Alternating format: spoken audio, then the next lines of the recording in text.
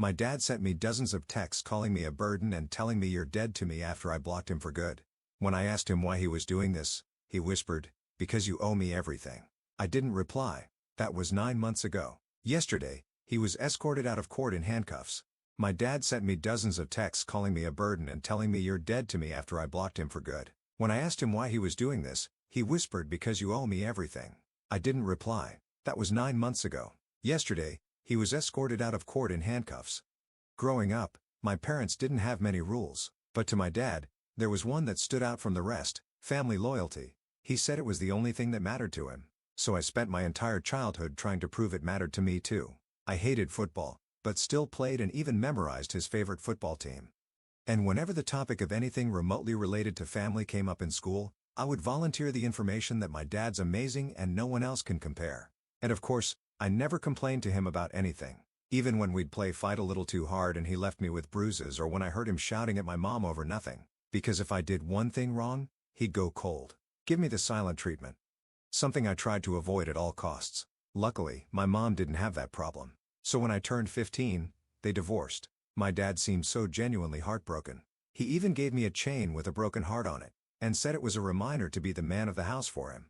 Well, I kept my promise, especially when my mom started seeing someone else. The plan was simple: scare my new stepdad away. Whenever he cleaned the house, I would trash it right after. Whenever he drove me to school, I'd blare the most sexual songs I knew. And practically every night that he stayed over, I'd run into my mom's bedroom and put on an Oscar-winning performance for Fake Night Terrors. "I can't believe it. I can't believe he's gone," I'd say while screaming, crying at the top of my lungs. But my stepdad wasn't giving up. Instead of just leaving or losing his patience, he'd sit me down to talk. Every single time, we must have had almost 100 conversations where I'd zone out while he tried to get me to open up. But I wasn't budging, because at this point, my dad was texting me almost every hour about how much he missed me. And more importantly, making me promise that I was doing everything I could for him to come back. It wasn't until I forgot to text my dad back for a whole day that I finally opened up, because as punishment, he was ignoring me for a week straight. I told him everything. How my dad had sent me money in exchange to make my stepdad's life hell. How he told me I was a horrible son if I didn't. I even showed him my bruises and injuries. My stepdad's face contorted for a second and he seemed genuinely disgusted. But then his face returned back to normal and he lunged at me for a hug. "You are so strong and so precious. I will do everything I can to protect you," he said. Up until that point, it was the most unconditional love I'd received from a male role model. And within seconds, I had tears running down my face, and I was getting snot all over his t-shirt. "Please, please, please don't tell my dad." Think he promised me that he wouldn't tell my dad, and he wouldn't tell my mom either. That night, I couldn't sleep. My mind was replaying memories of my dad. Ones that I had always tried to push away. Ones that made him look really bad. Like when he shouted at my mom that she was the W word because she wanted to wear a dress above her knees. Or when I asked him why he wasn't as nice as the other dads at school, and he started throwing things at me. Suddenly, all my fear was replaced with a deep sense of anger. The type of anger that starts growing in your chest and fills your entire body. So I blocked him on everything. I deleted every photo we had together and finally threw out his BS broken heart necklace. I never wanted to see him again. Unfortunately, life isn't that easy. But the first few weeks were bliss. For once, it didn't feel like I was being monitored 24/7. I could do things like talk to friends or smile at strangers without being told I was a shitty, unloyal son. And turns out, my stepdad is actually pretty great. I didn't feel judged while talking to him and he listened without shouting at me to man up. But little did I know, my dad wasn't letting go as easy as I thought he was, and what he did next was something more sinister than I could have ever imagined. And soon, he wouldn't just make our family crumble, but our lives too. Robert, my stepdad, noticed the change right away. He didn't make a big deal out of it, but I caught him smiling at me more. One night, he asked if I wanted to help him make dinner. We made this ridiculous mess trying to make homemade pizza, and I actually had fun. My mom came home and found flour all over the kitchen and both of us laughing. She looked so happy, she almost cried. I started opening up to Robert more, not about everything at once, but little by little. He never pushed, just listened. When I told him about how my dad made me play football even though I hated it, Robert asked what sports I actually liked. I mentioned basketball and the next weekend he took me to a court and we just shot hoops for hours. I was terrible at it, which made it even better somehow.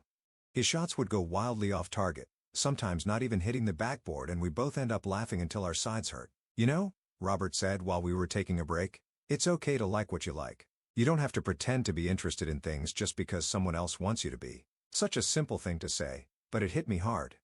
I'd spent so long trying to be what my dad wanted that I barely knew what I actually enjoyed anymore. About 3 weeks after I blocked my dad, I was helping Robert clean out the garage when my mom came running in, looking pale. "Your father just called me," she said, her voice shaking. "He's furious that you've blocked him. He's threatening to take me back to court for alienation." My stomach dropped. I hadn't told my mom about blocking him. I hadn't told her much of anything about what had been going on. Robert gave me a look that said it was my choice what to share. I took a deep breath and told her a simplified version. The dad had been making me spy on them and try to break them up. That I'd gotten tired of it and blocked him. I left out the money and the worst of what he'd said. She didn't need that pain. Mom looked devastated. "Why didn't you tell me? I could have helped." Her eyes filled with tears, her hands trembling as she reached for me. "He said you'd choose Robert over me if you knew," I admitted, and I was scared. She hugged me so tight I could barely breathe. Robert stood awkwardly to the side until Mom reached out and pulled him into our hug too. We stayed like that for a while. This weird little family unit that somehow felt more real than anything I'd experienced with my dad. The next day, my mom called her lawyer. I don't know exactly what they discussed, but she seemed less worried afterward. She assured me I wouldn't have to see my dad if I didn't want to, at least not right away. There might need to be some family counseling eventually, but she would protect me. For about a week, things were calm. I started sleeping better. I even joined the school basketball team, something I'd always wanted to do but never had because it conflicted with the football schedule my dad insisted on. Coach Quinn said I had natural talent, which felt amazing to hear. Then the texts started coming from numbers I didn't recognize. "You can block me but you can't escape me. A real man doesn't hide behind his mother. You're dead to me until you apologize." I showed them to Robert, who looked more concerned than I'd ever seen him. He helped me block each new number but they kept coming. Sometimes there would be days of silence, and I'd think it was over. Then another message would arrive, each one more disturbing than the last. "I know when you leave for school every day." That one really freaked me out. Was he watching the house? I started looking over my shoulder constantly, jumping at shadows. Robert noticed and started driving me to school every day instead of letting me walk. He never said why, but I knew he was worried too. One afternoon, I was at basketball practice when I saw a familiar figure standing at the edge of the gym. My dad, just watching, not approaching, not saying anything, just there. I froze mid-dribble and the ball bounced away. Coach Quinn asked if I was okay, and when I looked back, my dad was gone. I wondered if I'd imagined him. I didn't tell Mom or Robert about seeing him. I didn't want them to worry more than they already were, but I started having trouble sleeping again. Every noise at night made me think he was trying to break in. I checked the locks on my window over and over, the cool metal of the latches becoming familiar under my fingertips in the darkness. About a month after I'd blocked him, I came home from school to find my mom and Robert sitting at the kitchen table, looking serious. My first thought was that something had happened to my dad, and I felt this weird mix of relief and guilt wash over me. "Your father filed for full custody," my mom said without preamble. "He's claiming I've turned you against him and that I'm an unfit mother." The room seemed to tilt sideways. "He can't do that. I'm 15. Don't I get a say?" "You do," Robert said gently. "But it's going to be a process. We'll need to go to court." "I won't go with him," I said, panic rising in my throat. "I'll run away first." My mom reached for my hand. "It won't come to that. I promise, but there's something else." She slid her phone across the table. On the screen was a social media post for my dad. It was a long paragraph about how his ex-wife had poisoned his son against him, how she was mentally unstable, how her new boyfriend was trying to replace him. He tagged a bunch of family members and old friends. The comments were full of people sympathizing with him, calling my mom terrible names.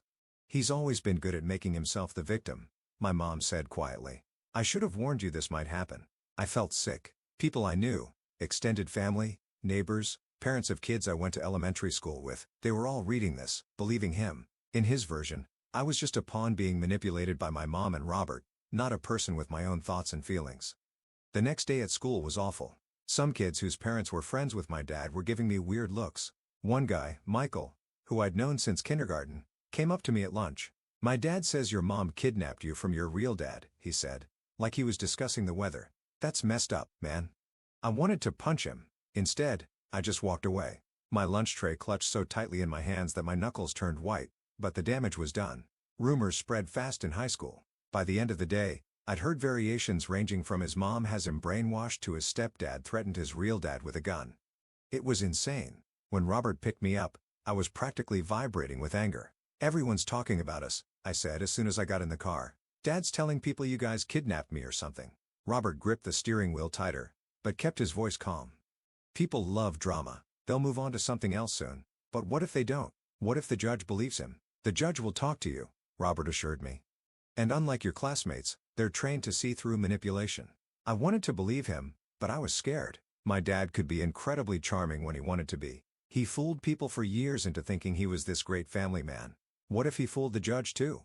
That weekend, I was helping Robert install some shelves in what had become my permanent bedroom at Mom's house when my phone rang. It was a number I didn't recognize, but something told me to answer it. Hello? Don't hang up. It was my dad's voice.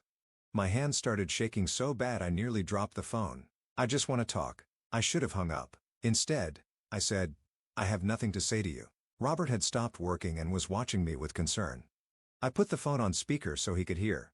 I miss you, son, my dad said. His voice doing that thing where it gets all soft and sad. Sad. I don't know what they've been telling you about me, but I just want us to be a family again. You threatened to take me away from Mom, I said. You're telling people lies about us. I'm fighting for you because I love you, he said. Your mother is keeping you from me. That teacher she's with isn't your father. I am. I looked at Robert, who mouthed, you don't have to talk to him, but stayed quiet. Robert treats me better than you ever did, I said, surprising myself with my boldness. He doesn't make me pretend to be someone I'm not. There was a pause, and then my dad's voice changed completely. The fake softness vanished, replaced by the cold hard tone I knew all too well. So that's how it is? You're choosing them after everything I've done for you? What have you done except make me afraid all the time? The words just poured out of me. You never cared what I wanted or how I felt. You just wanted me to be your little spy and mini-me. You ungrateful little piece of crap, he hissed. You think your mother and her boyfriend want you around? You're a burden to them. They're just using you to hurt me. Robert took a step forward, looking like he wanted to grab the phone, but I shook my head. I needed to finish this. No, Dad, you're the one who used me, and I'm done. I hung up and blocked the number immediately. My hands were shaking, but I felt stronger than I had in weeks. Robert didn't say anything, just put his hand on my shoulder and squeezed gently. Later that night, I overheard Robert and my mom talking in the kitchen. I wasn't trying to eavesdrop, but their voices carried. We need to document everything, Robert was saying. Every threat, every time he shows up uninvited, the judge needs to see the pattern. I'm worried about what he might do, my mom replied. You don't know him like I do. When he feels cornered, he lashes out. We'll be careful, Robert assured her, but we can't let him intimidate us into giving up. I went back to my room feeling both scared and strangely comforted. They were taking this seriously, but they weren't backing down. For the first time in my life, I had adults actually protecting me instead of the other way around. The court date was set for 3 weeks away. In the meantime, my dad escalated his campaign. He started calling my mom's workplace, telling her boss she was mentally unstable. He showed up at my basketball games, just standing there watching until someone asked him to leave. He even contacted some of my teachers, claiming he was concerned about my declining mental health under my mother's care. Most people saw through it, but some didn't. My English teacher, Miss Jessica, pulled me aside one day and asked if everything was okay at home, saying my father had called her with concerns. I was so embarrassed I could barely speak. I just mumbled that my dad was lying and practically ran from the room, my face burning with shame. The worst was when he showed up at our house at midnight pounding on the door and shouting that he wanted to see his son. Robert called the police while my mom and I huddled in the back bedroom. I could hear the raw desperation in my dad's voice through the walls, a sound that was both terrifying and heartbreaking. By the time they arrived, he was gone. The officers took a report, but said there wasn't much they could do since he was my father and hadn't actually threatened anyone. After that night, Robert installed security cameras around the house. He also started sleeping on the couch instead of in Mom's room, saying he wanted to be near the front door just in case. I felt guilty that he was going through all this trouble because of me. It's not because of you, Robert told me when I mentioned it. It's because of your father's choices. Never blame yourself for someone else's bad behavior. The day before our court date, I came home from school to find a package on the porch with my name on it. No return address. I brought it inside cautiously. Don't open that, Robert said immediately. Let me check it first. He carefully opened the box while wearing kitchen gloves. Inside was the broken heart necklace I'd thrown away, along with a note that just said, "Remember your loyalty." The necklace was exactly as I remembered it. Silver chain, jagged broken heart pendant. But seeing it again sent a chill through me that I couldn't shake. Robert called the lawyer right away. That night, I had a full-blown panic attack. I couldn't breathe, couldn't stop shaking. My chest felt like it was being crushed, and my vision kept going dark around the edges. My mom sat with me for hours, just holding me and telling me everything would be okay. Robert made hot chocolate and sat on the floor near my bed, not crowding me but letting me know he was there. Eventually, I fell asleep from pure exhaustion. The next morning, we all got dressed in our nicest clothes and drove to the courthouse. My stomach was in knots. What if the judge made me go with my dad? What if all his lies worked? I'd heard stories about family court disasters where kids were forced to live with abusive parents because the system failed them. In the parking lot, Robert turned to face me from the front seat. Whatever happens in there, I want you to know something. You are the bravest person I've ever met. And no matter what some judge decides, you will always have a home with us. I nearly started crying right there, but managed to hold it together. We walked into the courthouse as a unit, my mom on one side of me and Robert on the other. My dad was already inside with his lawyer. He was wearing a suit I'd never seen before and had gotten a haircut. He looked like the perfect concerned father. When he saw me, he gave me this sad smile that made my skin crawl. I looked away. The hearing wasn't what I expected. It was in a small room, not a big courtroom. The judge was a middle-aged woman named Judge Reese, who had kind eyes, but a no-nonsense expression. She explained that today was just a preliminary hearing to determine temporary arrangements while the full custody case proceeded. My dad's lawyer went first, painting this picture of a heartbroken father whose son had been turned against him by a vindictive ex-wife and her new boyfriend. He talked about my dad's unwavering commitment to family values and how he just wanted a relationship with his only child. My dad nodded solemnly at all the right moments, occasionally dabbing at his eyes like he might cry. It was a masterful performance. If I hadn't lived with him, I might have believed it myself. Then our lawyer presented our side. She had documentation of everything. The threatening texts from unknown numbers that matched my dad's speech patterns, police reports from his midnight visit, statements from neighbors who'd seen him watching our house, even screenshots of his social media campaign against my mom. She also had a sealed letter from Robert's school principal vouching for his character and stability. The judge listened carefully to both sides and asked if I would speak with her privately in her chambers. My heart nearly stopped. This was it. My chance to tell the truth, but also the moment I feared most. What if she didn't believe me? Her office was small but comfortable. She had family photos on her desk and a small plant in the window. The sunlight filtering through the blinds cast a pattern of light and shadow across her desk, and I focused on that as I tried to calm my racing heart. "So," she said once we were seated, "this seems like a difficult situation for everyone. I'd like to hear your perspective." I took a deep breath and told her everything. About the years of walking on eggshells, about the play fighting that left bruises, about how my dad had paid me to sabotage my mom's relationship. I showed her the text he'd sent before I blocked him. I even told her about the broken heart necklace and what it really meant. Not love, but control. "And how do you feel about your mother's boyfriend?" she asked when I finished.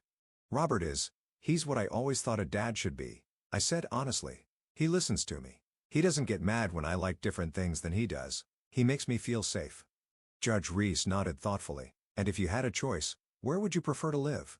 "With my mom and Robert," I said without hesitation. "I don't want to see my dad at all right now. Maybe someday with a counselor or something, but not alone. I don't feel safe with him." She thanked me for my honesty and we returned to the hearing room. My dad glared at me as I walked past him to sit with my mom. I felt a momentary flash of the old fear, but Robert put his hand on my shoulder, and I remembered I wasn't alone anymore. Judge Reese announced her temporary decision. I would continue living with my mother full-time.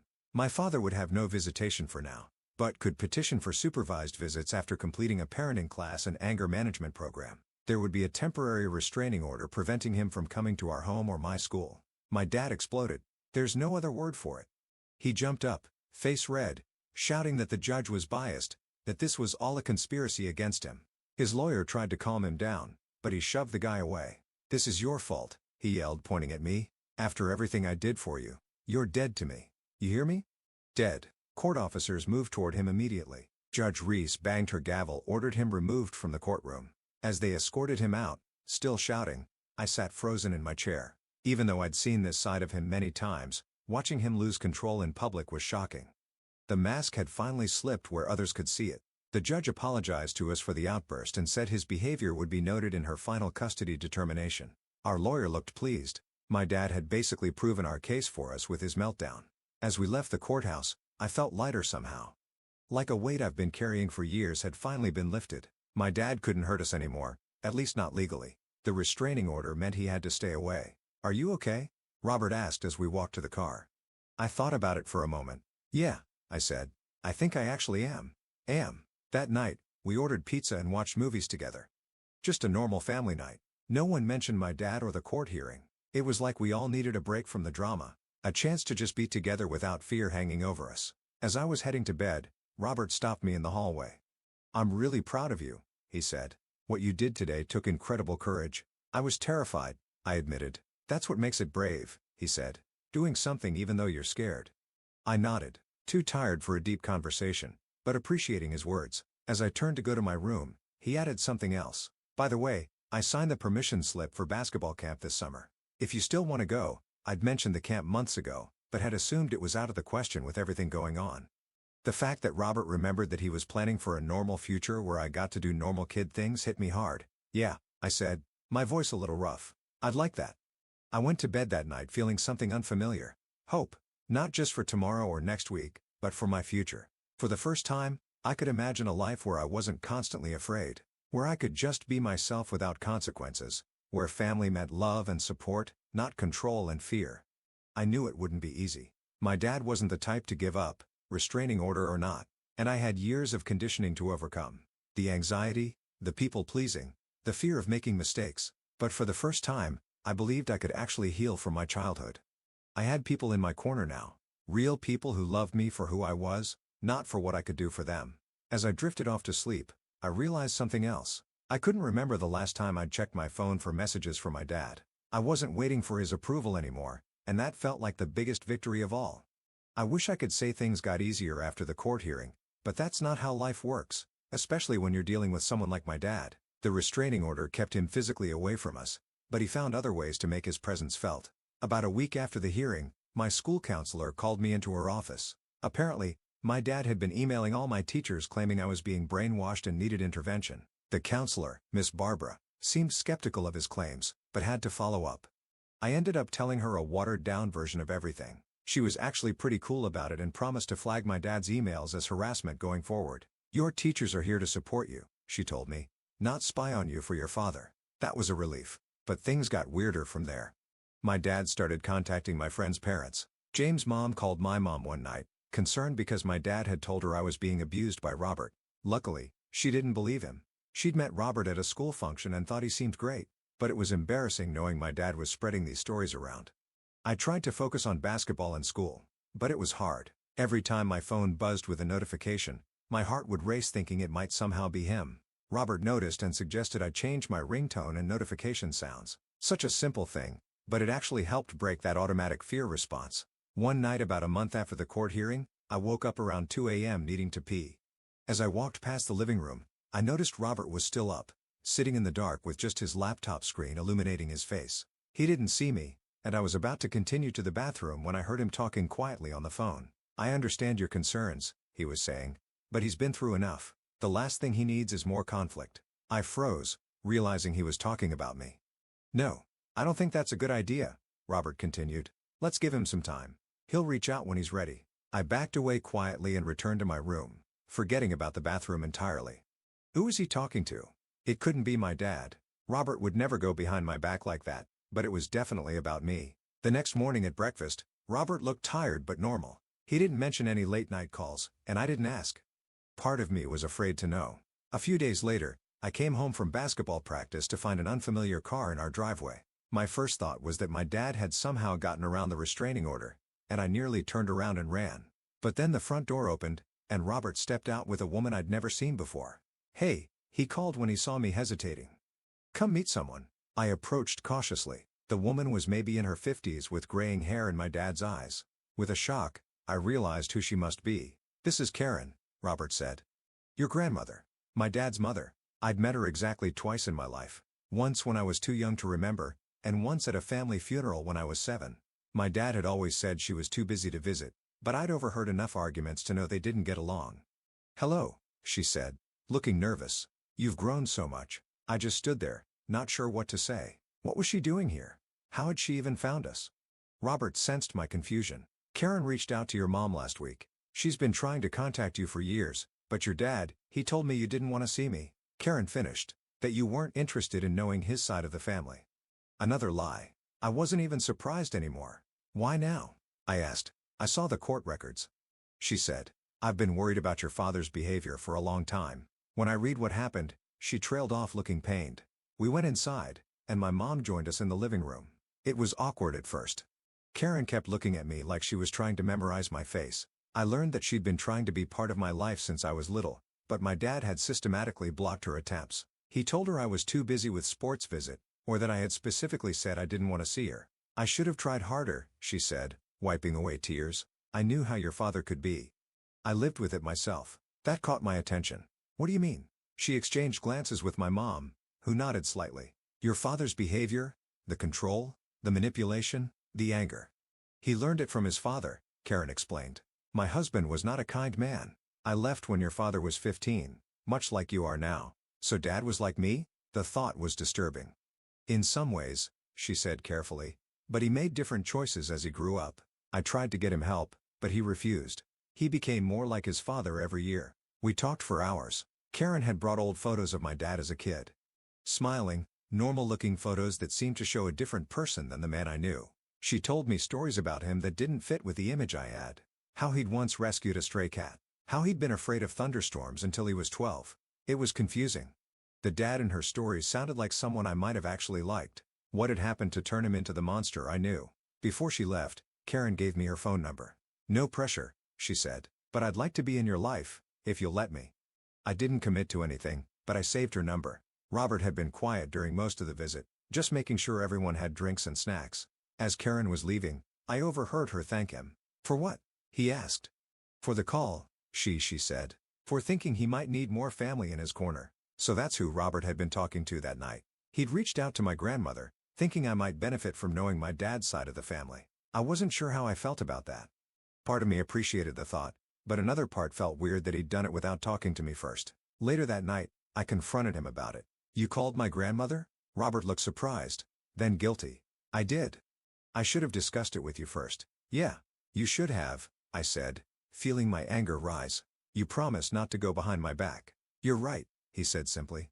I broke your trust, and I'm sorry. His immediate apology deflated my anger a bit. He explained that he'd found Karen's information while gathering evidence for our case and had reached out thinking it might help me to know I had family beyond my dad who cared about me. But he acknowledged that he should have talked to me first. I messed up, he said. It won't happen again. The fact that he admitted his mistake instead of getting defensive like my dad would have made it hard to stay mad. I told him I needed time to process everything, and he respected that. Over the next few weeks, I texted with Karen occasionally. Nothing deep, just getting to know each other. She never pushed for more than I was comfortable with, which I appreciated. She sent me a few more old photos and told me stories about my dad's childhood that helped me understand him a little better. Not enough to forgive him, but enough to see him as a person who'd been damaged rather than just a monster. Meanwhile, my dad had been suspiciously quiet. No more calls to the school. No more contacting my friends' parents. Our lawyer said he'd completed the court-mandated parenting classes and anger management program in record time and was petitioning for supervised visitation. The thought of seeing him again made my stomach hurt. I talked to my therapist about it. Yeah. I had a therapist now. Robert had found one who specialized in family trauma, and I've been seeing her weekly.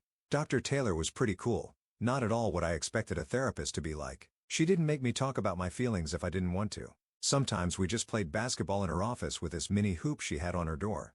You don't have to see him if you're not ready, Dr. Taylor told me when I brought up the visitation request. The court will take your wishes into account. But what if I'm never ready? I asked. What if I never want to see him again? That's a valid choice too, she said. But I think what you're really asking is whether you should give him another chance. She was right. Part of me was curious about whether he'd actually changed. The stories from Karen had complicated my feelings about him, but the fear was still there, lurking beneath the surface. Here's what I suggest, Dr. Taylor said. Write him a letter, not to send, just for yourself. Put down everything you want to say to him, good and bad. It might help clarify your feelings. I tried it that night. I started writing and couldn't stop. Page after page of anger, hurt, confusion, and even some good memories that I'd almost forgotten. By the time I finished, it was past midnight and I had 10 pages of messy handwriting. Reading it over, I realized something important. I wasn't ready to see him yet. I didn't want to cut him out of my life forever either. I wanted the chance to have a real father someday. If he could actually change. I decided to agree to supervised visitation, but with conditions. It would be in Dr. Taylor's office, not the usual visitation center. And Robert would be allowed to wait in the outer office in case I needed to leave. The day of the visit arrived faster than I expected. I barely slept the night before and felt sick to my stomach all morning. Robert drove me to Dr. Taylor's office, giving me a pep talk the whole way. "Remember, you can leave anytime," he said. "You're in control here." My dad was already in Dr. Taylor's office when we arrived. He looked different, thinner, with dark circles under his eyes. He stood up when I walked in, then seemed unsure what to do. No hug, no handshake, just an awkward nod. Dr. Taylor explained the ground rules. No raising voices, no physical contact unless I initiated it, no discussing the court case. My dad agreed to everything without argument, which was new. The first 10 minutes were excruciating. We made painful small talk about the weather and my basketball team. Then there was a long silence that no one seemed willing to break. Finally, my dad cleared his throat. "I've been seeing a therapist," he said.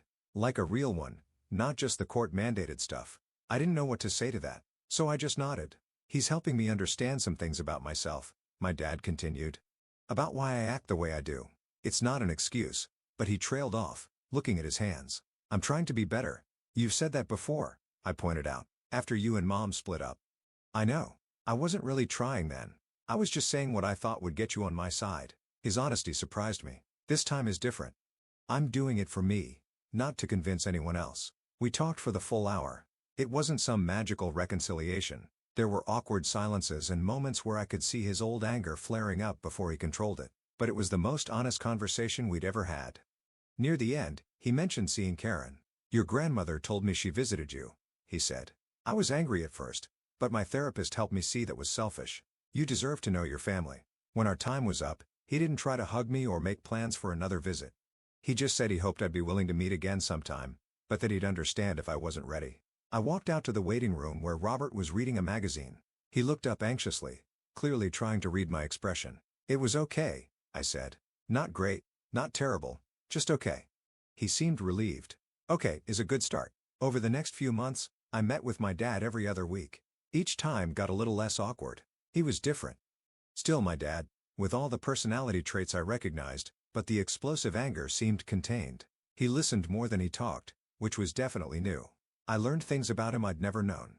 How he'd struggled in school with what would now be diagnosed as ADHD. How his own father had been physically abusive in ways that made my childhood look easy by comparison. How he'd promised himself he'd never hit his kids and had kept that promise but channeled his anger in other damaging ways. Understanding him better didn't erase what he'd done, but it helped me see him as a flawed human rather than a monster. And seeing him work on himself gave me hope that maybe someday we could have some kind of relationship. Meanwhile, life at home settled into a new normal. Robert officially moved in and we had a small celebration with just the three of us plus Karen. My basketball team made it to the state semifinals and everyone came to watch, even my dad, though he sat on the opposite side of the gym for my mom and Robert. One night about 6 months after the court hearing, Robert knocked on my bedroom door. He looked nervous, which was unusual for him. "Can we talk for a minute?" he asked. I put down my phone. "Sure. What's up?" He sat on the edge of my bed, fidgeting with something in his pocket. "I wanted to run something by you before I talk to your mom." My first thought was that he was moving out, and I felt a surge of panic. But then he pulled out a small box, and I realized what was happening. "I'm thinking of asking your mom to marry me," he said, "but I wanted to make sure you're okay with it first." I stared at the ring in the box. Nothing flashy. Just a simple band with a small diamond. It looked exactly like something my mom would like. "You're asking my permission?" I said, surprised. "Not permission exactly," he clarified. "More like, I want us to be a family, all three of us. If you're not ready for that, I can wait." I thought about how different this was from my dad's approach to everything. Robert wasn't telling me what was going to happen or manipulating me into accepting his decision. He was actually considering my feelings as equal to his own. "I think you should ask her," I said. "She'll say yes." His face lit up. "You think so?" "I know so," I said confidently. "She looks at you like you're her favorite person in the world." He proposed the next weekend during a picnic at the park. I helped set it up, keeping Mom distracted while Robert arranged everything. When she said yes, they both looked over at me and Robert waved me over to join their hug. It wasn't weird or forced. It just felt right. That night, I found the broken heart necklace my dad had sent back to me. I'd kept it in my desk drawer, not wanting to throw it away again, but not wanting to see it either. I took it out and looked at it for a long time, thinking about everything it represented. The manipulation, the control, the twisted idea of loyalty my dad had tried to instill in me. Then I put it in an envelope along with a short note. "I'm keeping this as a reminder of where we've been but not where we're going. Your son." I mailed it to my dad the next day. He never mentioned receiving it, but at our next meeting something was different. He seemed more at peace. Less like he was trying to win me back and more like he was just trying to know me. It's been a year now since that first court hearing. Things aren't perfect. They never are in real life. My dad and I still have awkward moments, and I doubt he'll ever be the father I wanted as a kid. But we're building something new, something based on who we actually are rather than who he wanted us to be. Robert and my mom got married in a small ceremony last month. I was the best man. My dad was invited but chose not to come, which was probably for the best. Karen came though and brought old family photos for memory table. Some of my basketball teammates were there too, along with Robert's family who have all been amazingly welcoming to me. Yesterday, Robert asked if I'd be okay with him legally adopting me, not to replace my dad, he explained, but to make official what we already feel, that we're family. I'm thinking about it. Part of me loves the idea, but another part worries about how my dad will take it. Dr. Taylor says that's normal. Balancing my needs against others' feelings is part of growing up. I don't know what I'll decide about the adoption or what the future holds with my dad, but for the first time in my life, I'm not afraid of making the wrong choice. I know that my worth isn't tied to pleasing someone else, that real family supports you no matter what, and that loyalty should be earned, not demanded. And that broken heart necklace? I don't need it anymore to remind me who I am or where I belong. I found my real home.